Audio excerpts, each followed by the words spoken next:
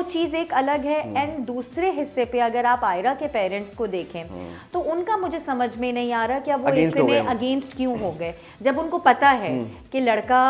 गलत नहीं था और अगर वो उस मुकाम पे पहुंच गया है कि वो दोबारा से अपनी पुरानी ज़िंदगी में आ चुका है या वर्स्ट हो चुका है, तो it's because of that reason जिसकी बिना पर उसकी शादी टूटी है। वो ये चीज़ अंडरस्टैंड नहीं करे, जबकि उनका दामाद जो बड़ी बेटी का शौहर है वो भी उनसे कह रहा है कि लड़का ठीक है। तो यहाँ थोड़ी सी मुझे गड़बड़ लग रही है। मुझे लगता है वो एक सीन जिसको हम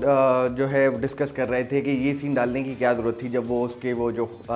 खावर नाम था उसका, खावर को जब लेके आ जाता है नशे की हालत में दोबारा से वो ऐसा करता है, तो वो सीन को मेरे ख्याल में डाला ही इसलिए गया था कि बेस बनाई जा रही है कि आगे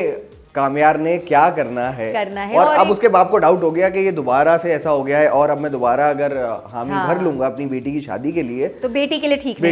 नहीं होगा, शायद ये कभी ठीक हुआ ही नहीं था, क्योंकि वो एक बाप के पर्सपेक्टिव से सोच रहा है ना। और लेकिन बात वही आ जाती है कि एक बंदा अपने आप को इतनी कोशिश करके चेंज करता है तो कहीं ना कहीं लोग उसको बेनिफिट ऑफ डाउट तो देना ही चाहिए था ना, कि इंसान बदल भी सकता है, ऐसा नहीं है। बेनिफिट ऑफ डाउट अपने आप को दे रहे हैं, अपने आप को दे रहे हैं कि जी हमारा जो डिसीजन है, जो हमारी थिंकिंग है वो सही है। मदर का किरदार जरा ऑपोजिट सा दिखाया है कि वो कामयार के शुरू से अगेंस्ट थी, बिल्कुल। तो वो मुझे समझ नहीं आ रहा कि वो इस तरह, वो अभी भी है और वो उनका यही है कि जी कामयार से शादी नहीं होनी चाहिए। मुझे वो कैरेक्टर ही कंफ्यूज लगा है। वो